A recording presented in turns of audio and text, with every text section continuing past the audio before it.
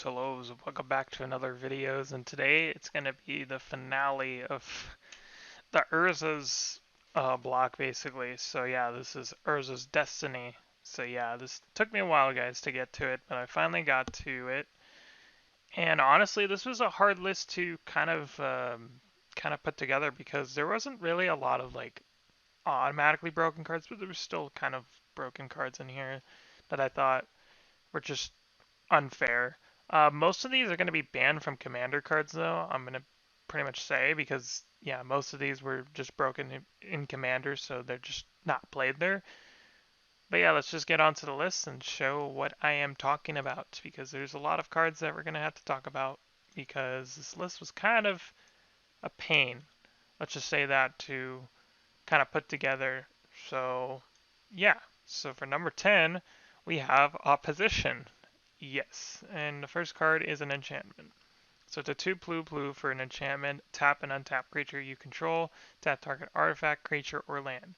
So basically, this is like Glare of Subdual, but a little bit better because it can tap down lands too.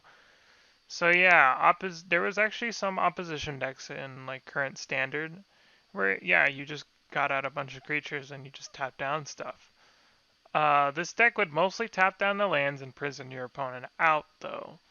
Um, Unfortunately, this deck wasn't really that good, but still good enough to see play. Now, I don't know the exact meta strategy this deck had, but I do know it was played in that deck, and it was called an opposition deck. So yeah, it just looks like two people fighting, and that's what's currently going on in the 2020 uh, just stupidity spaghetti fest. So yeah, you got the two SJWs arguing to each other, like saying, "No, this is not right. I'm gonna cancel your culture right now." It's like this dude's like, "Don't do that. I'm gonna cancel your culture." Yeah, it's just basically two 2020 in general. I don't even know people fighting. So yeah, let's move on to that cringe and let's move on to this cringe because number 9 is the Junk Diver. And this card may look familiar because it was actually played in a very cool deck called KCI. Now, most of them would run the other one, Retriever, the Mirror Retriever, but the Junk Driver was actually added in there just for an extra bonus for it has flying, unlike that one where it just has not flying. But yeah, you can use this in a KCI deck, but most people would run Mirror Retriever because it's just a little bit better. But yeah, this does see playing Commander, and that's why I put it on here. And also, I think it's just a really cool card because it's a freaking bronze bird. Look at that thing. I like the artwork of this card. But I mostly added it because it had the potential of KCI decks. It might have been sideboarded in, maybe against other decks that had like a big go wide strategies, and the flyer might be used for some damage in the air, and can also do the combo of the KCI combo thing. So yeah, just an overall interesting card to put in this list, but I put it in because I thought I would actually add some flair to this list because yeah, the next part, like when we go to 7, it's gonna get all hell from here. So let's move on to the last kind of fair card, but not really. It's number 8, Storage Matrix. Yes, Storage Matrix. So Storage Matrix is a stacked piece, and we'll talk about why it's a stacked piece because it's 3 mana for an artifact, and as long as Storage Matrix is untapped, each player chooses artifact, creature, or land during his or her untap step. That player can untap only permanents of that chosen type this step. So yeah, it's basically like a stacks type of effect. So you're basically forcing your opponent to say, choose artifact, creature, or land. Okay, those can only untap. And this does see play in stacks decks and Commander. And especially in Urza builds, because not only can you tap this down to not get the disadvantage, but he just likes mana, like Urza just likes mana, so he can use the mana from this to basically get extra mana benefits and also have some stack pieces on the board.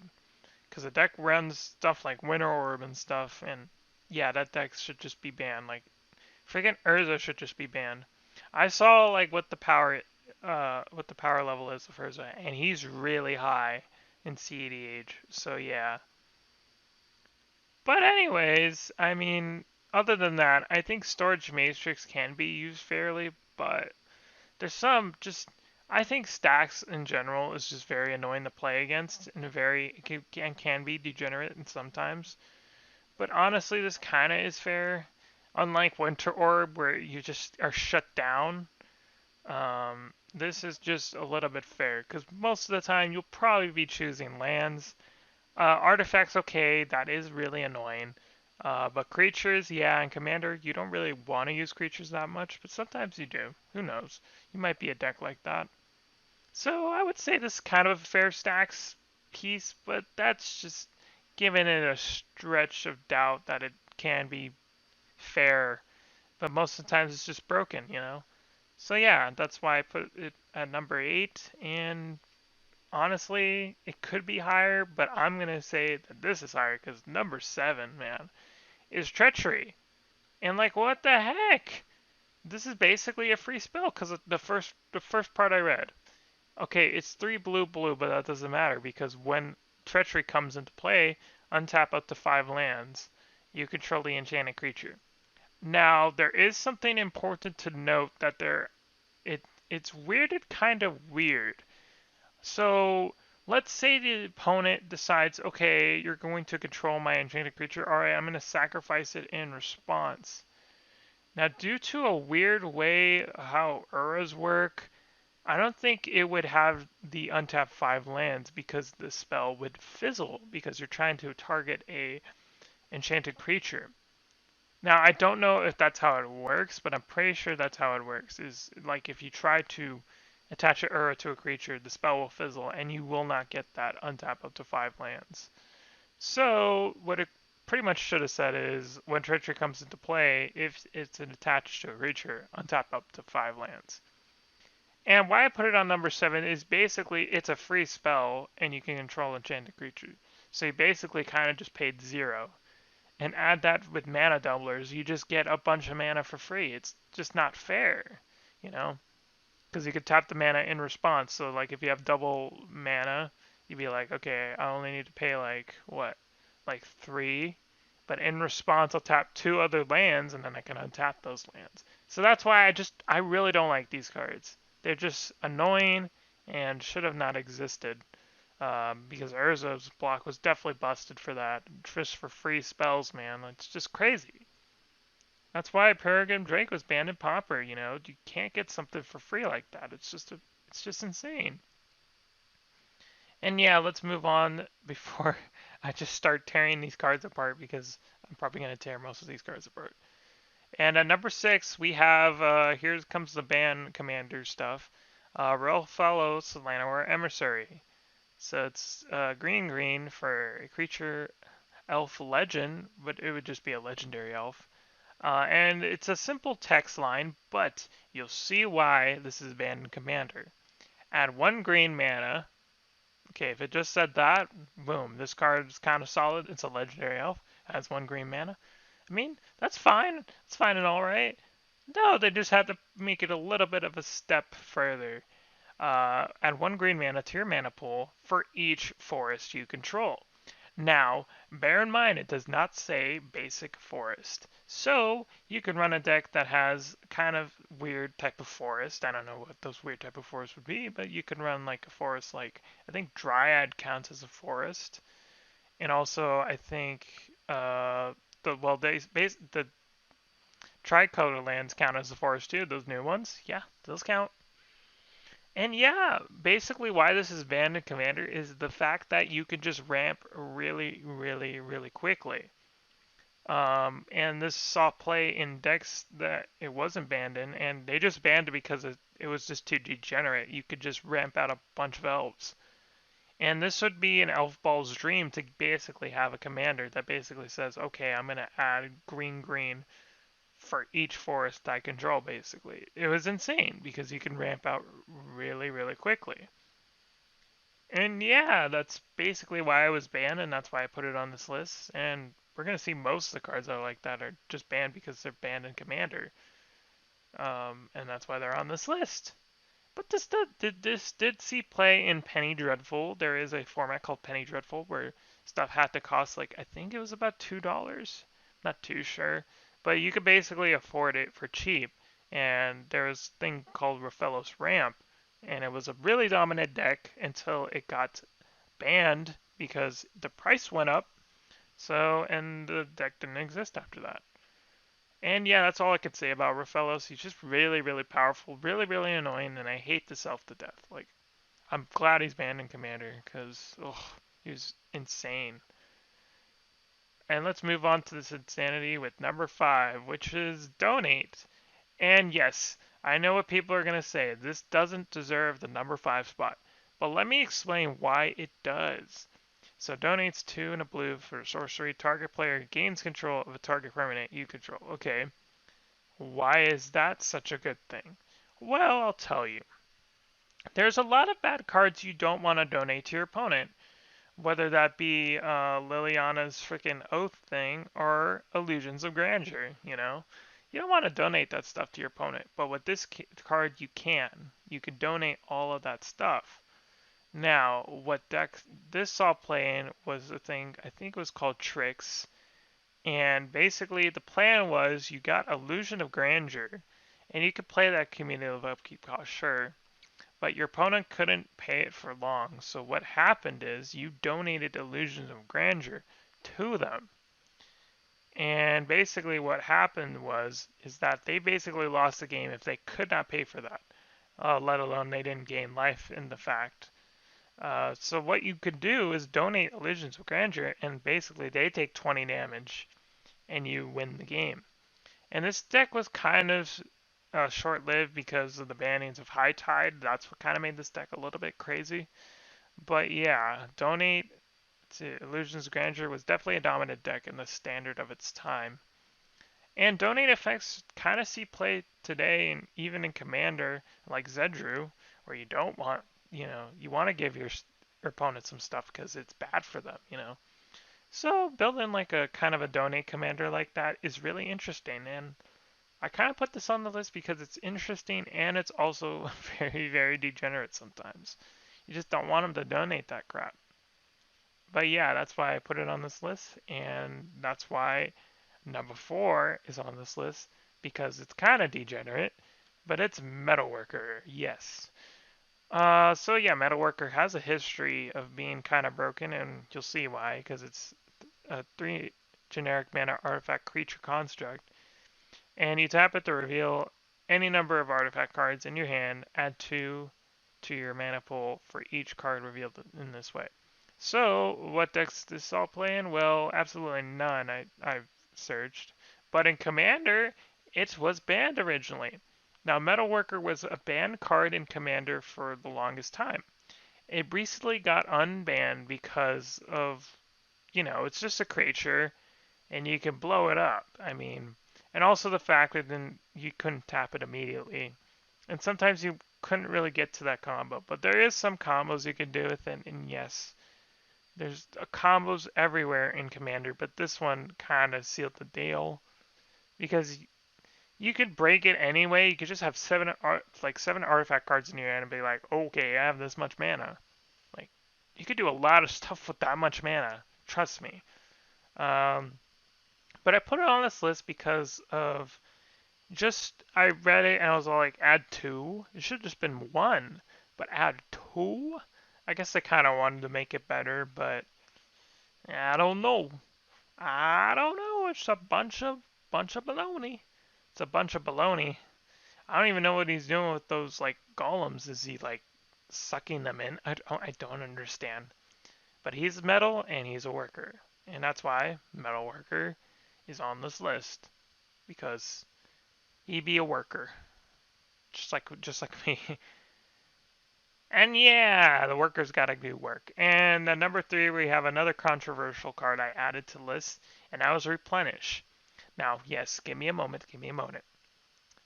It's 3 white for sorcery. Return all enchantment cards from your graveyard to play. Now, it says from your graveyard to play. So What does this mean? Well, there was a deck called Opalescence, and basically what you wanted to do is if your enchantments got blown up, you could resurrect all of them with this card, and basically turn all your enchantments and swing for the win. And there was a deck like that in Standard. Now it didn't last too long again, unfortunately, but it was a deck to be reckoned with because this deck just ran a bunch of enchantments. So I put this card on the list just because of getting back anything from your graveyard, especially enchantments, can be busted. Because there's certain enchantments like Omniscience that you gotta watch out for. Like, come on, man, you can't let everyone cast stuff for free. That's insane. Imagine cheating that into play like literally turn 2 or 3 or 4. Probably like turn 3 you could do that in Commander. Try to get Omniscience and like entomb it. Be like, or is it a creature card for entomb? I don't know, but you could put it in the graveyard somehow. As long as you could put it in the graveyard, you're basically gonna win. But yeah, that's why I put this on the list because it's kind of degenerate to get just a bunch of enchantments from your graveyard into play. It's just insane. And that's why I put it on this list. So yeah, let's move on to the next card. Oh, and again, and again, and again, and again, it's another banned card. It's Yagmas Bargain. So yeah, we're gonna talk about why this card is broken. You can clearly see why. So it's 4 black black for an enchantment. Skip your draw step, pay 1 life, draw a card. Oh boy, does that sound familiar? Because if you think it does, you'll be right. Because it sounds like Necropotence, but it's actually not. They said they fixed it, but they didn't really. It just made it more busted. So what it basically does is you pay 1 life, draw a card. You basically win the game if you could put this out. Unfortunately, it's banned in Commander, and for good reason, because you could just like cheat it into play for replenish. No, but you could just ramp into it, and you can just get so much card advantage that it's not even fair. Um, with Necropotence, there's a drawback at least. It goes at the end, in your end step. If you get this out and you untap and it's your turn, you can pay that life, draw your cards, and get to your combo pieces and stuff. It's insane. So that's why this one's banned in Commander because it's like a better version of Necropotence. It was supposed to be fixed, and actually Mark Rosewater himself designed this card. And what a stupid mistake he made. Like, come on, you cannot dismiss a restriction on a card. It's there for a reason. He tried to fix Necropotence, it didn't work, so he just gave up on card design in general. I'm just kidding. He did not. He still designs cards to this day. So yeah, just remember guys, when you're designing cards, always never forget this. Always put restrictions on something that can break. Like life for card draw. That bad. Probably put a restriction on it. I mean, skip your draw step. At that point, you might as well not even do that because you could just pay 1 life on your draw step. Who cares if you have to pay 1 life and draw a card? At least with Necropotence, you have to exile it, then it puts it into your hand. And there you go. Now you can just, do that instead. So yeah, and we're gonna move on to number 1. And you thought number 2 was bad, but number 1, oh my goodness, you're gonna see what this is. This is worse than replenish. This is worse than Yawgmoth's Bargain. So number 1, I think no surprise to anyone, is Academy Rector.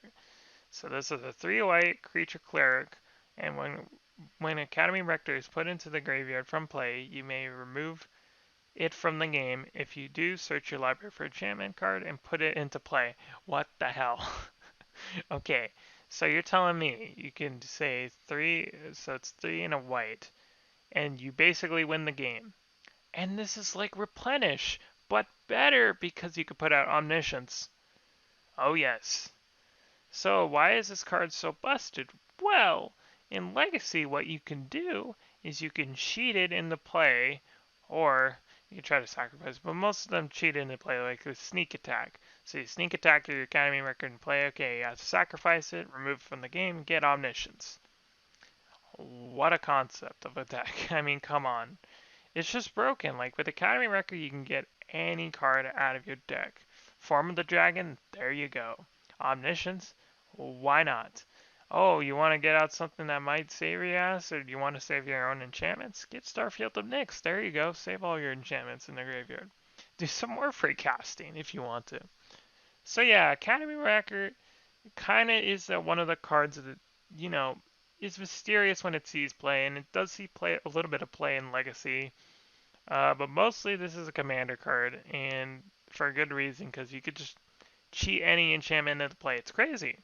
And I don't like it. And I don't like how this dude's looking at me. I don't even know if that's a dude. Is that a woman? I don't know. I can't really tell.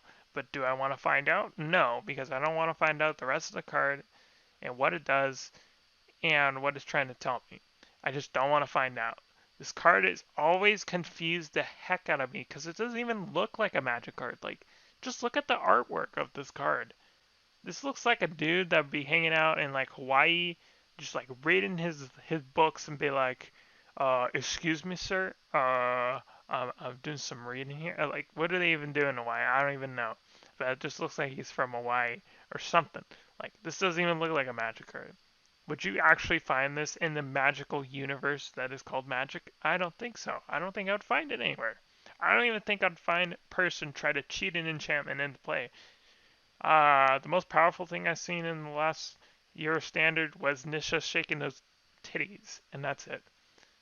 But yeah, that's just gonna do it for Urza's Destiny, the final block of Urza.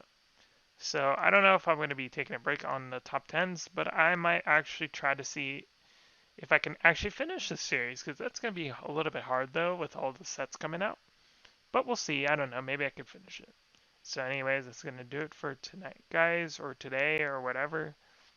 But anyways, guys, I'll see you guys in the next video, or streams, or whatever.